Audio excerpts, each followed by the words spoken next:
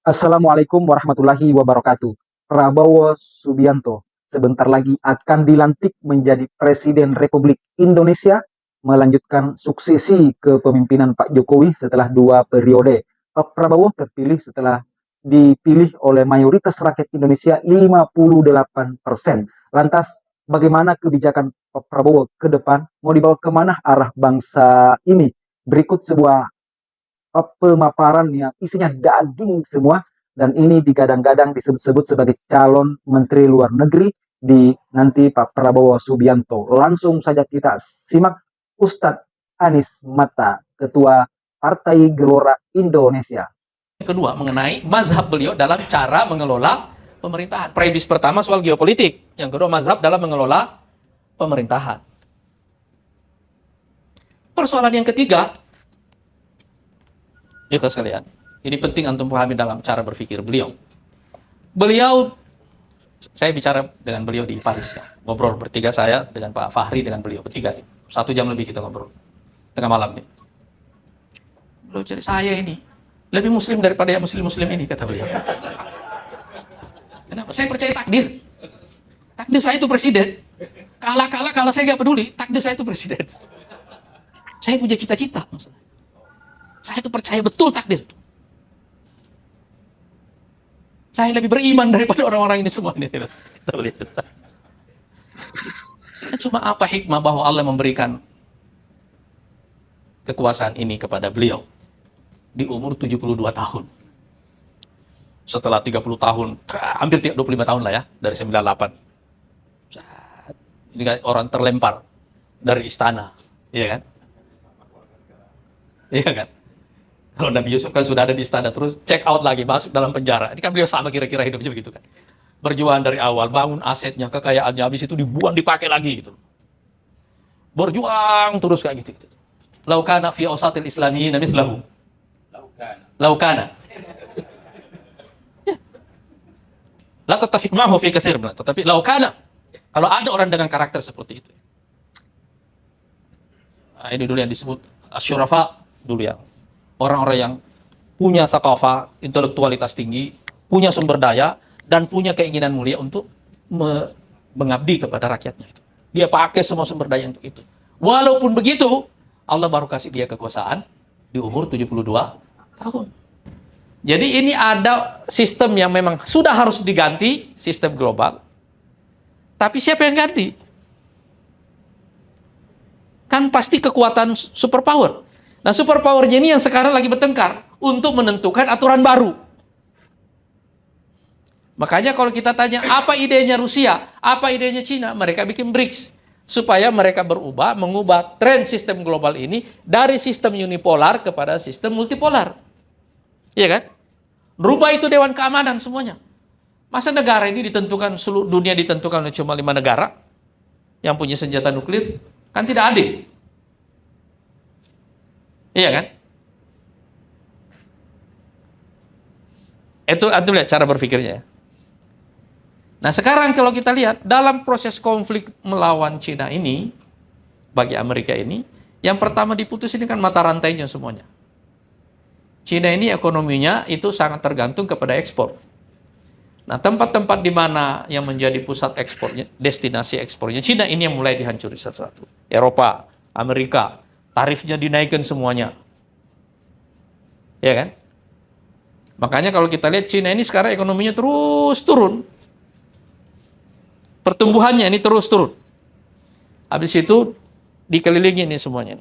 Sekutu Amerika di kawasan ini, Jepang, Taiwan, Korea Utara, Australia, ini digabung. Australia dikasih kapal selam nuklir yang lebih banyak jumlahnya daripada kapal selam nuklirnya Cina. Jadi secara militer bagi Amerika sekarang ini cukup. Nah ini ada kawasan namanya Asia Tenggara. Yang dulu itu adalah kawasan yang netral. Cuma sekarang menjadi perebutan semua negara-negara adidaya ini. Nah, Prabowo memimpin dalam situasi ini. Dia. Sekarang coba antum bayangkan, dia adalah seorang tentara, dia adalah seorang politisi. Bagaimana dia berpikir dalam kerangka geopolitik ini menyelamatkan Indonesia untuk tetap tumbuh dan survive. Jadi ini faktor pertama ya. Saya ingin mengajak antum memahami semua arah kebijakannya. Nah, saya mengikuti persoalan ini dengan baik. Saya ada di kira-kira hampir di seluruh wilayah Timur Tengah sebelum peristiwa Arab Spring itu, ada di jantungnya saya semua. Saya ada di Syria 1 bulan sebelum perang. Saya ada di Tunis juga pada waktu Arab Spring, saya ada di Mesir, saya keliling. Dari situ saya mulai membaca secara situasi global ini. Di Indonesia ini kita punya satu masalah. Bahwa selama masa reformasi, kita sibuk dengan pemilu domestik. Kita sibuk dengan isu domestik. Dan elit-elit politik baru yang muncul ini tidak punya kesadaran geopolitik, tidak punya wawasan geopolitik yang memadai, dan pada waktu yang sama juga tidak punya perhatian kepada isu itu. Apa yang pertama harus kita lakukan dalam situasi seperti ini? Namanya konsolidasi elit nasional.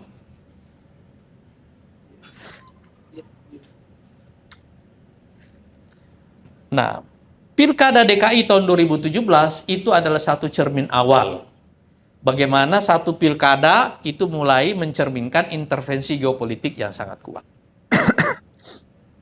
Jadi di Indonesia ini ada satu fenomena bahwa kaum Islamiyun dipakai sebagai instrumen anti-Cina. Jadi setiap kali isu agama ini naik, itu selalu disertai dengan fenomena lain, sentimen anti-Cina. Ya kan? Masuknya melalui semuanya. Simbol-simbol keagamaan yang didengar oleh umat. Para habaib. Ya kan? Kiai-kiai dan ulama. Antum melihat, makanya semua isu anti-Cina yang beredar di grup WA semuanya kan ada di kelompok Islamiyun semuanya. Ya kan? Kenapa Indonesia gampang diintervensi dari sisi isu itu? Karena kaum Chinese di sini itu kecil jumlahnya tapi dominasi ekonominya besar. Kaum muslimin di sini fuqara wa masakin. Secara ekonominya miskin, secara pendidikan juga relatif rendah. Iya kan? Itu umat kita. Harus kita akui dulu. Dan karena itu gampang didorong untuk menjadi kayu bakar. Pilpres 2019 lebih mencerminkan itu lagi. Iya kan? Nah sekarang bagaimana pemerintah menghadapi situasi itu? Ada konsep yang disadari betul oleh kaum neoliberal. Bahwa salah satu implikasi dari ekonomi neoliberal itu adalah gap yang jauh antara kaya dan miskin. Dan satu proses yang sedang terjadi namanya hancurnya kelas menengah. Sehingga nanti hanya ada dua kelompok orang sangat kaya dan juga sangat miskin. Bagaimana cara membuat kelompok miskin ini tidak memberontak? Karena itu jawabannya kan, supaya sosialisme tidak kembali. Itulah dominasi digital tadi itu. Orang miskin dilarang ke mall, barcode harus ada. Iya kan? Pergerakan antum semuanya secara mental orang dihancurkan. Secara digital itu. Iya kan? Di waktu yang sama apalagi? Militerisasi polisi. Makanya peralatannya polisi itu grade-nya mulai mendekati militer. Iya kan? Itu nggak yang antum lihat pada Pilpres 2019? Iya kan? Kan itu yang antum lihat juga tahun 2017 kan? Ya, saya mulai melihat bahwa apa yang terjadi di negara lain ini bisa terjadi di Indonesia, di mana kaum Islamiyun ini dijadikan kayu bakar. Ya kan?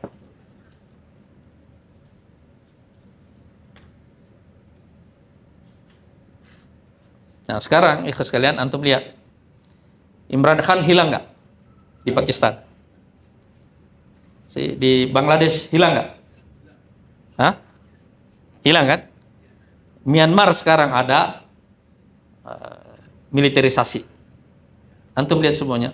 Semua wilayah yang berbatasan dengan Cina ini akan nyala. Asia Selatan, Asia Tenggara. Antum lihat Filipina sekarang, tiap hari bertengkar sama Cina udah sekarang. Ya kan? Ini yang masih adem nih Indonesia, Singapura, Malaysia. Ya kan?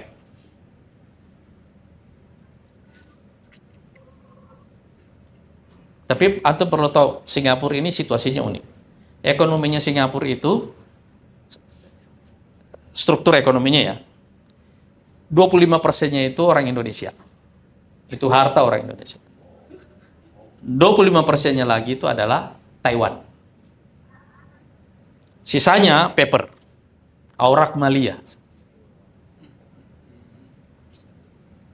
Ya kan?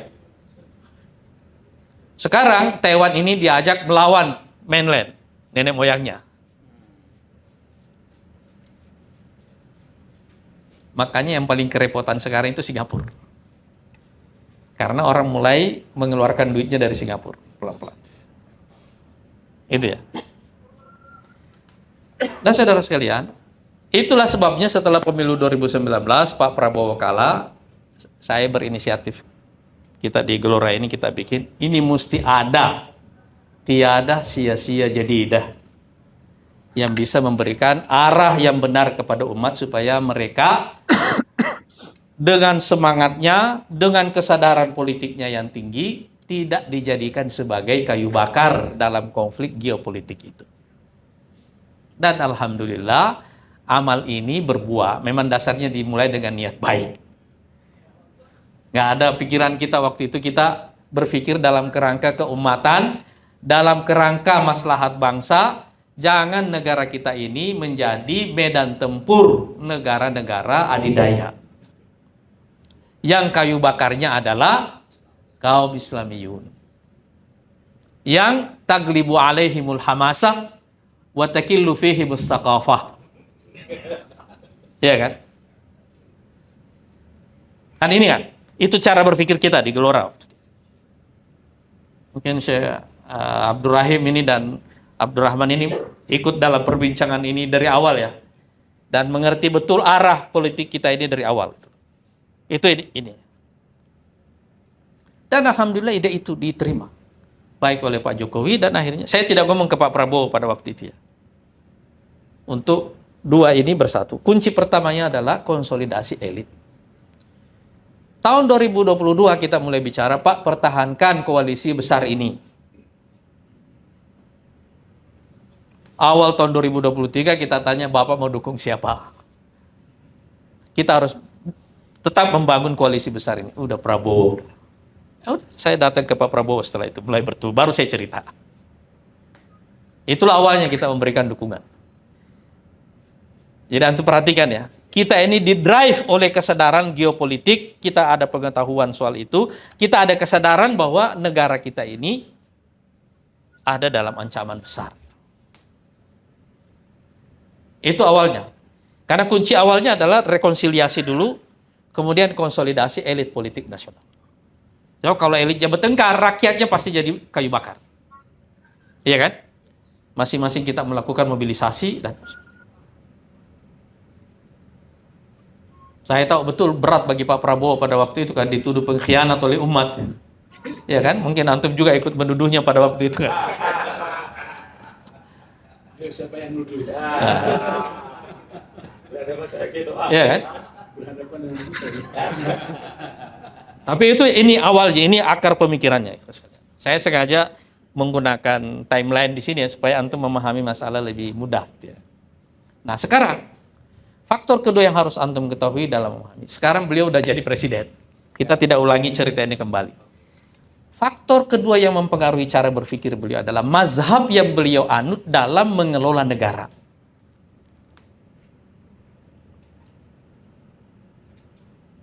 Saya ulangi kembali ya. Mazhab yang beliau anut dalam mengelola negara. Dan di sini antum akan mengerti di mana antum berbeda dengan beliau, di mana antum bertemu dengan beliau. Memahami mazhab ini penting.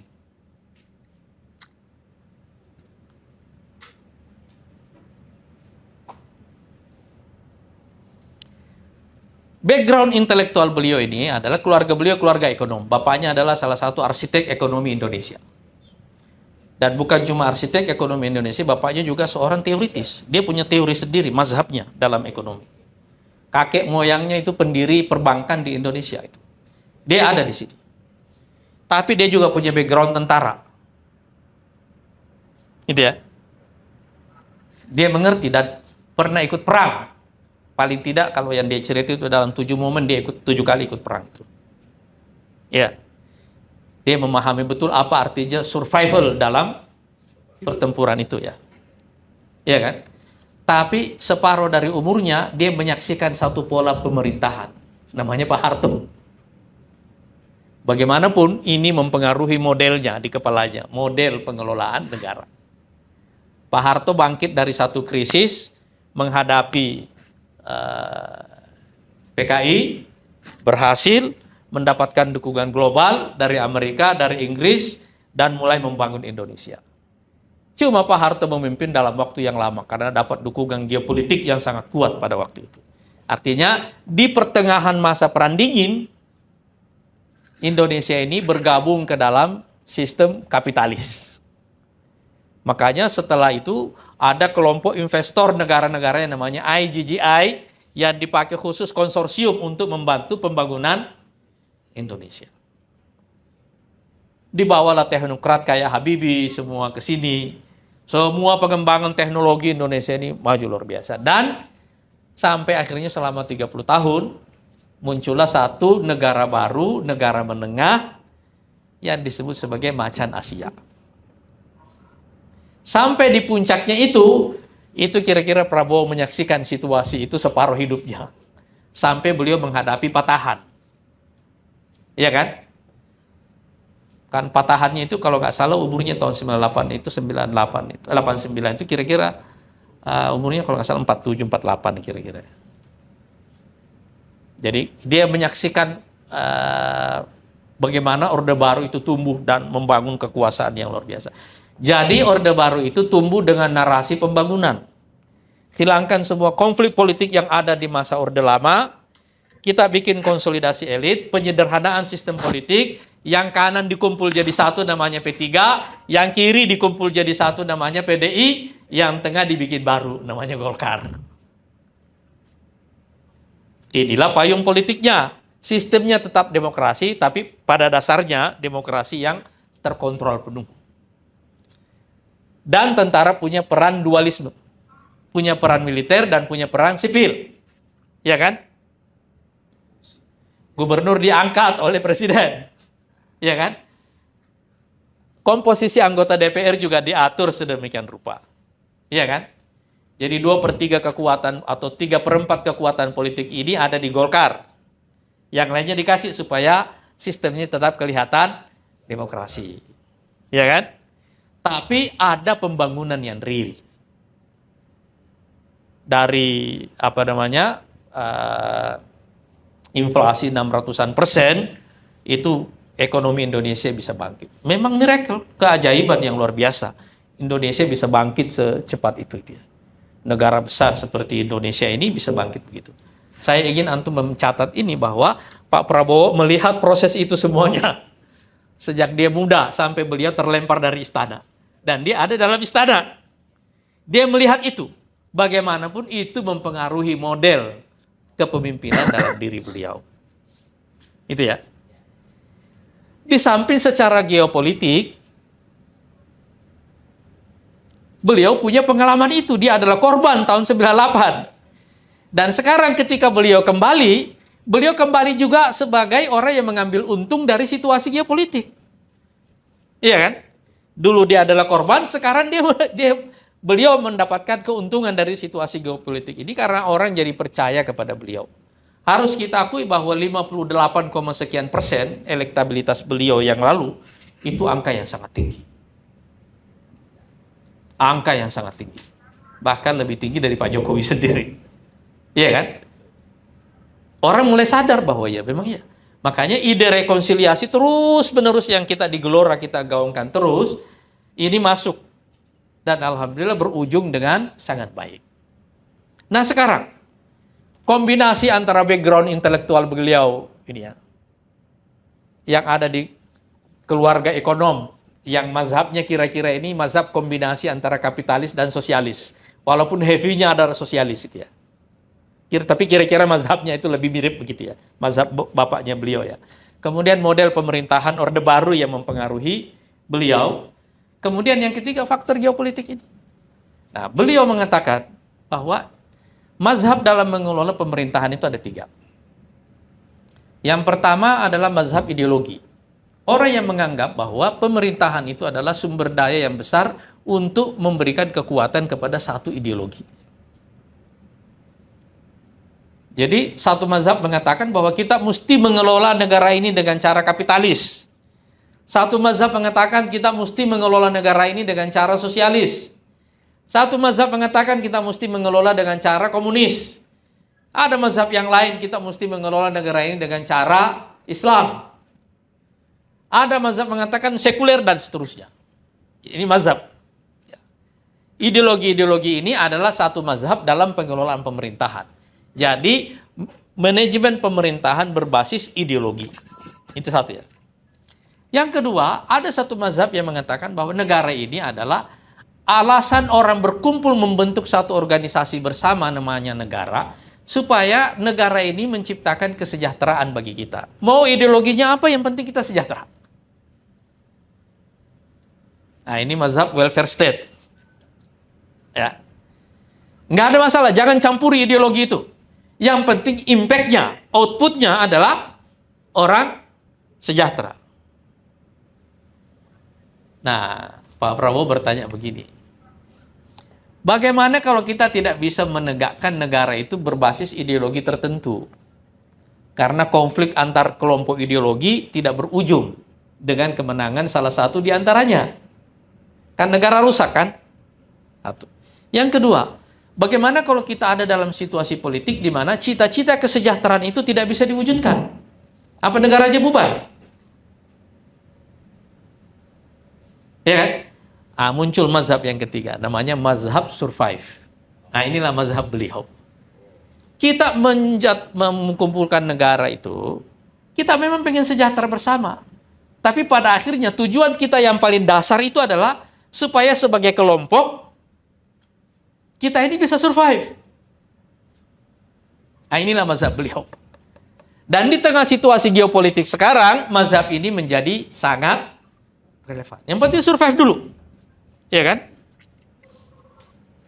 Jadi semua agenda strategisnya pada dasarnya itu menjawab pertanyaan dasar.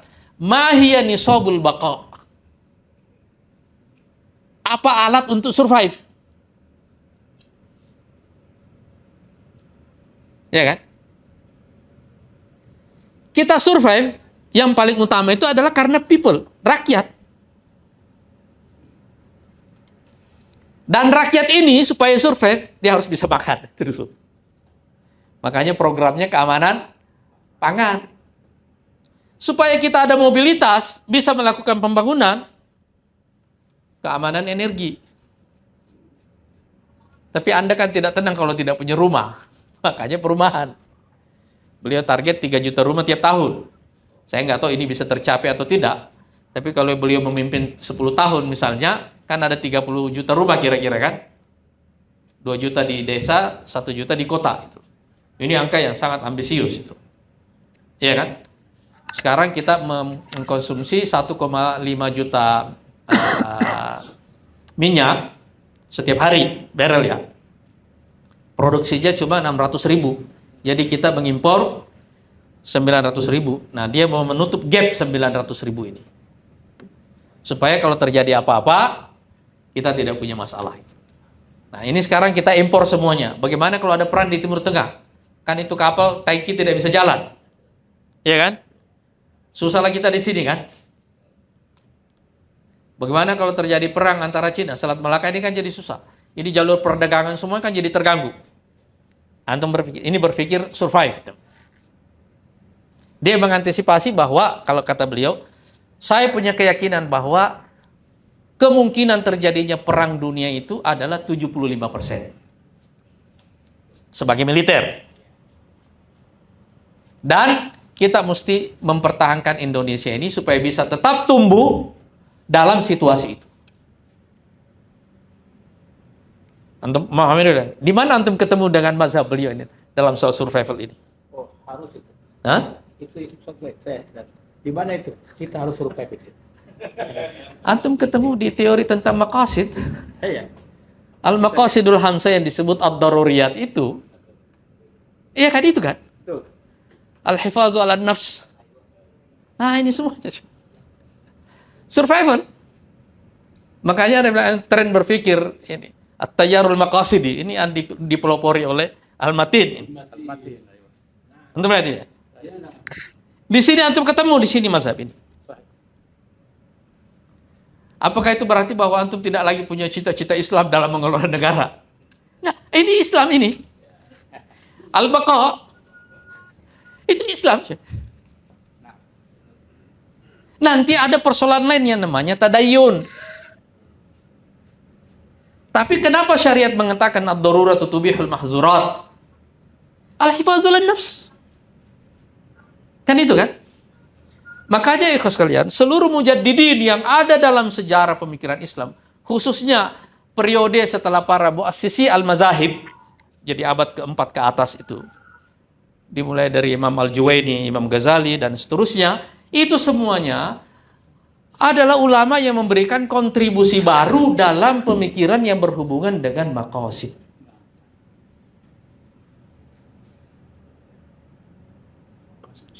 Kenapa ya sekalian? Karena di periode abad ke-5 sampai abad ke-7, dunia Islam menghadapi persoalan al-baqa. Ada serangan dari timur oleh Tartar, ada serangan dari barat oleh Salib. Sementara khilafah Baghdad itu di Abbasiyah, ini ada dan tidak adanya sama. Muncullah Duwailat, Bani Saljuk, Bani Zengki, Bani Ayyub. Ini kan semua adalah silsilah dari pemerintahan-pemerintahan yang tidak bertahan terlalu lama, tetapi efektif membuat dunia Islam itu survive. Sampai muncul Utsmaniyah. Kan itu kan? Jadi transisi 2 abad itu transisi yang sangat penting.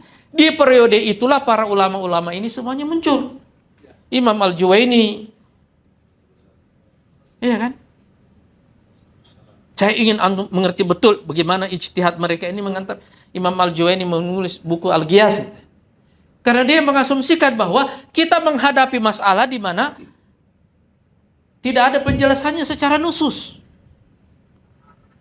Dan inzalun nusus alal waqi' itu hanya bisa terjadi manakala kita memahami maqasid secara keseluruhan dari nusus itu. Kan itu kan?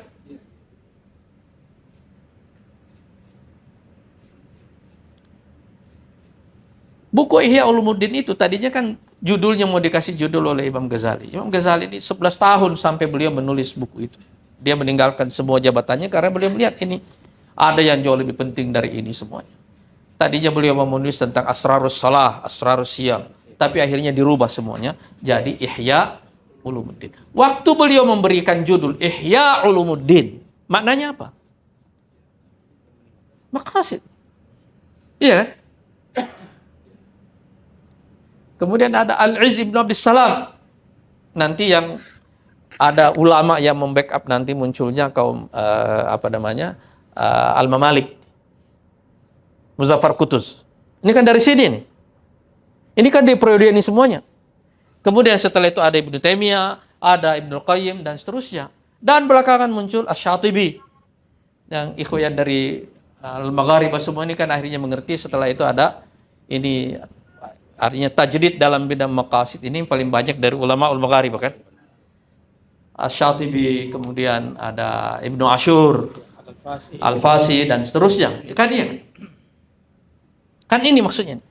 Mereka membaca satu situasi perubahan situasi yang sangat fundamental di mana persoalan basic kita itu adalah masalah survival. Kan itu kan? Saya mau tanya antum semua ya sekalian. Hal kana indana hadzal niqash waktu pilpres. Hah? Maafi.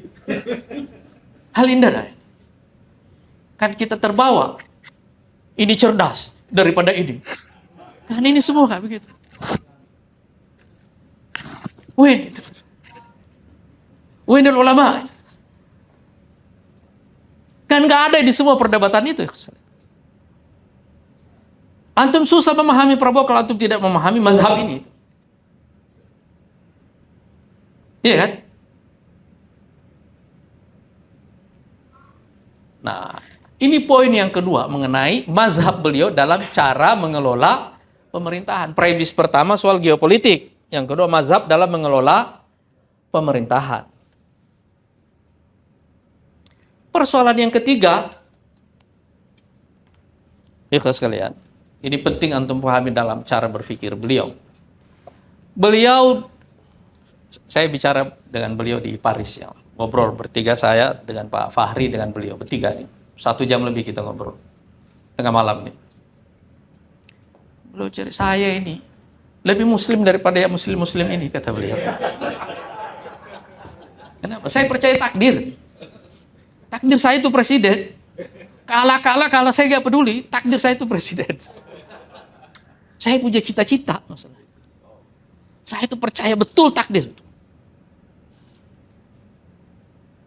Saya lebih beriman daripada orang-orang ini semua. Kita lihat. Cuma apa hikmah bahwa Allah memberikan kekuasaan ini kepada beliau di umur 72 tahun. Setelah 30 tahun, hampir 25 tahun lah ya, dari 98. Ini kayak orang terlempar dari istana, iya kan? Iya kan? Kalau Nabi Yusuf kan sudah ada di istana, terus check out lagi, masuk dalam penjara. Ini kan beliau sama kira-kira hidupnya begitu kan. Berjuang dari awal, bangun asetnya, kekayaannya, habis itu dibuang, dipakai lagi gitu. Berjuang terus kayak gitu. Lau kana fi awsatil islamiyyin mislahu. Lau kana. Ya. La tattafiq ma'hu fi katsir, tetapi lau kana. Kalau ada orang dengan karakter seperti itu. Ini dulu yang disebut asyurafa, dulu yang orang-orang yang punya saqafah, intelektualitas tinggi, punya sumber daya, dan punya keinginan mulia untuk mengabdi kepada rakyatnya itu. Dia pakai semua sumber daya untuk itu. Walaupun begitu, Allah baru kasih dia kekuasaan di umur 72 tahun. Kalau beliau beruntung bisa hidup sampai 1 periode, umurnya sudah berapa pada periode kedua? 77. Kalau beliau beruntung lagi dikasih 2 periode, 82 di akhir. Beliau selesaikan. Jadi tantangan terbesar beliau itu masalah kesehatan dulu kan. Ya kan? Jangan kayak Joe Biden nanti kan. Iya kan? Beliau sih sekarang disiplin betul dalam mengelola kesehatan pribadinya itu. Iya kan? Luar biasa. Saya rasanya tidak berkedip menonton video ini, pemaparan ini yang membuka cakrawala pikiran kita tentang geopolitik dan dampaknya kepada negara-negara, khususnya negara-negara Islam. Dalam ruang lingkup seperti itu, panasnya konstelasi geopolitik saat ini, khususnya di Timur Tengah, Pak Prabowo ditakdirkan oleh Allah oleh Allah untuk menjadi presiden Indonesia. Nah, tadi kita sudah dengarkan bagaimana pemaparan penyampaian yang betul-betul saya mendapatkan begitu banyak ilmu-ilmu baru dari Pak Anies Mata ini. Dan Pak Prabowo masuk ke situasi geopolitik saat ini dengan membawa mazhab-mazhab yang sudah terpetakan di kepala beliau. Pak Anies juga menjelaskan tadi bagaimana sosok Pak Prabowo ini terhadap Republik ini. Mau dibana Indonesia ke depannya, mau dibawa ke mana Indonesia ini. Dan Pak Anies Mata sudah menjelaskan luar biasa ini. Dan beliau dikatakan sebagai layak sekali menjadi menteri Pak Prabowo. Dan netizen saya lihat membaca beberapa komentar itu lebih menyarankan lebih pantas untuk menjadi menteri luar negeri Pak Prabowo, atau bisa juga masuk sebagai Watimpres yang memang posisinya melekat dengan Presiden Prabowo nantinya. Itulah Pak Prabowo keluarga ekonom, background politik, background militer, dan puluhan tahun berkecimpung di dunia politik. Pada akhirnya di usia 72 tahun Allah menakdirkan beliau menjadi Presiden Indonesia. Terima kasih.